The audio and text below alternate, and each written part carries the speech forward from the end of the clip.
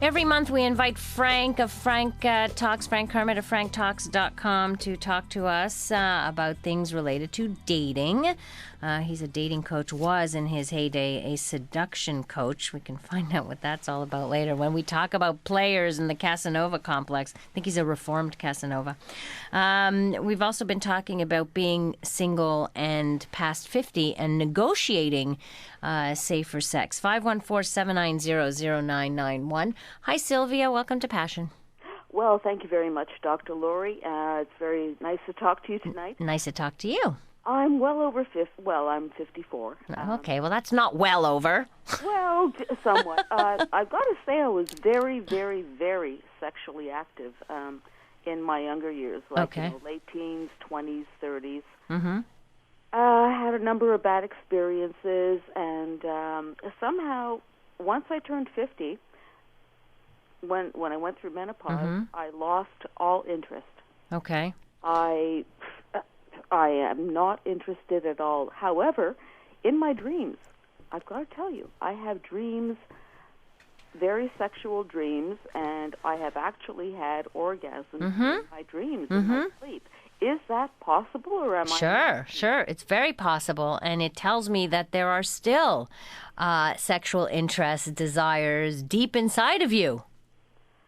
You're expressing that. So something is threatening to you. In other words, maybe because of your bad experiences, you somehow feel threatened with the idea of even expressing or having sexual desire. That makes a lot of sense to me, actually. But it's definitely there. Your dreams are telling you, Sylvia, you got it, baby. You got it. You still can do it. You know? I mean, again, you may want to work through what some of these bad experiences have been. You may want to start with self-exploration techniques. And something like that even makes me feel very uncomfortable. I was raped a couple of times. Okay, well, that would explain a lot then. I had very terrifying experiences. Oh, well, that is terrifying. That kind of ruined it for me for a long time. But actually, in the past couple of years, even at this age, I've had dreams of being with younger men, and I wake up and I'm like, what the hell happened? It's called a wet dream for women. Yeah. See, in your dreams, you're back as an adolescent again. Exactly. You're back to your pre-trauma days, when things were good. But you can learn to reclaim your sexuality because it's yours. And you have a right to it, and you can enjoy your body, and you can love your body, and you can love what it does for you on your terms. Okay, besides self-exploration, is there any help out there? Well, seeking therapy would help. I don't know if you have a therapist, but I don't at this moment, but... Okay, well, going into therapy would help you a lot to try and overcome some of this and help you regain some of that. Your sexuality. I would like to be 60 and sexually active. There's no reason why you can't be, but you do have to. If there's trauma in your life, it does have to be overcome. You have to heal from it. You have to understand it. And be able to move forward from that. But look, people who have been raped, abused, what have you, it's extremely damaging to one's sexual self. There's no question about it. It's terrifying. It's horrible. Every ounce of self-respect right. you had in your life. Right, and sex was used. It was something that was taken from you when it is something that you need to reclaim as your own and that you can share with someone. Very big difference than giving sex to someone or having someone take it from you and actually being able to share with someone. Exactly. You just go into a little cocoon and you dream and fantasize, but in real life you don't come out. You know what? Last night I had on a really fantastic author. You may want to just go on the Passion webpage in the author section.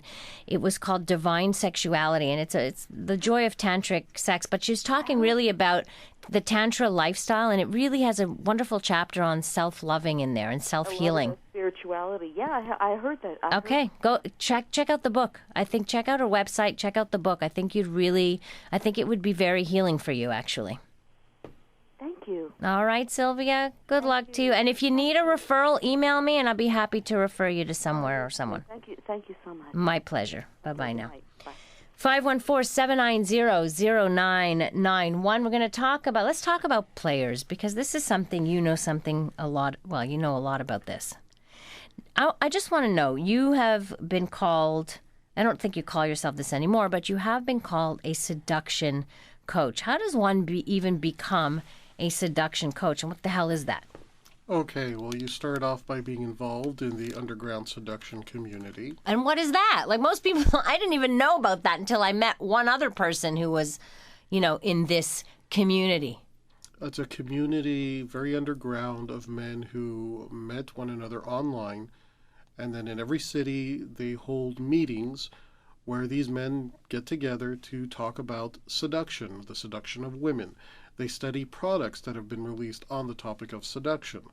And that's what I was involved in that for a period of time, when I went from, what I call loser to seducer, from being a man who can't connect with women at all to being a man who was able to date a number of women.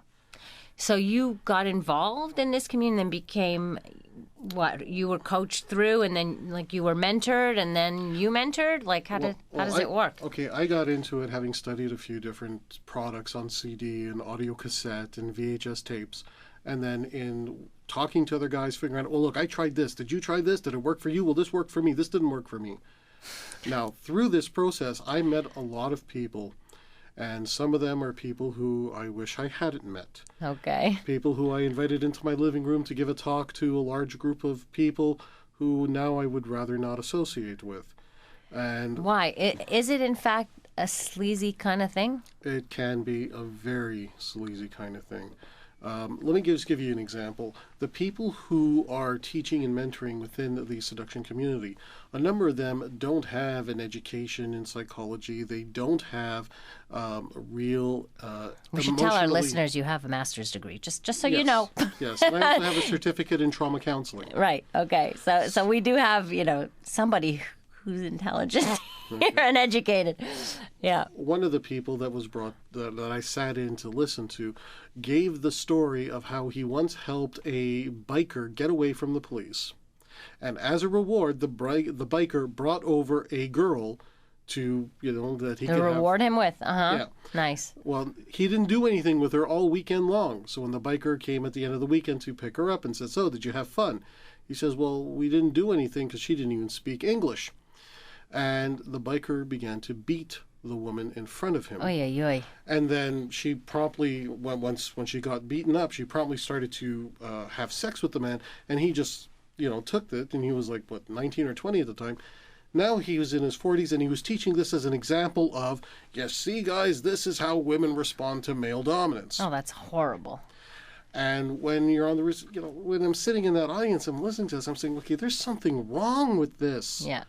Yeah, there's something seriously wrong with that, Frank. And so I'm listening to this. I'm thinking, okay, I don't want to learn from this person anymore. And I separated myself from that. When I got into the seduction community, my first number one goal at the time was get my ex-fiancée back. I wanted to get married and have a family. Right. Now, I had to go through this journey where I had to experiment with a lot of different relationship structures, trying to figure out what relationship structures work. Trying to date as many women as possible, and it was a lot of fun at times. Were you a Casanova? Is that something? Did you find you had this Casanova complex, which we'll talk about in a moment? But it's very addictive when you're dating up to 5 women at the same time and just managing that schedule. It can be very addictive because you get a lot of status. It really pumps up your ego. Doesn't sound all that healthy to me, but anyhow. No, it's not emotionally healthy. It's a very lonely lifestyle. And having gone through it, I can understand why it might be fun for a short period of time, and that's all it is. It's fun. But when it continues on to become an ongoing lifestyle, it's not fun anymore. Right. It's escapism. Because you're trying to get away from a core hurt where you just don't really like yourself. What's interesting is that you left that community because you started looking at the emotional lives of men and women, which is something that players don't do, and which is the seduction community doesn't do. It's more about how do we get the girl. Yeah. Give me a trick on how to get the girl. When what's in the fact, pickup line? Yeah, give me the one line that I need for that. So when a girl says to you she doesn't want to date you because you're dating other people, what do you tell her so that she'll so she'll want to sleep with you? Yeah. Yeah, no, that doesn't sit well with me either. You're listening to Dating Dilemmas. Would love to hear some of your stories. Have you ever been with a play or a Casanova, somebody with a Casanova complex? Would love to hear from you tonight at 514-790-0991. You're listening to Passion on CJAD 800.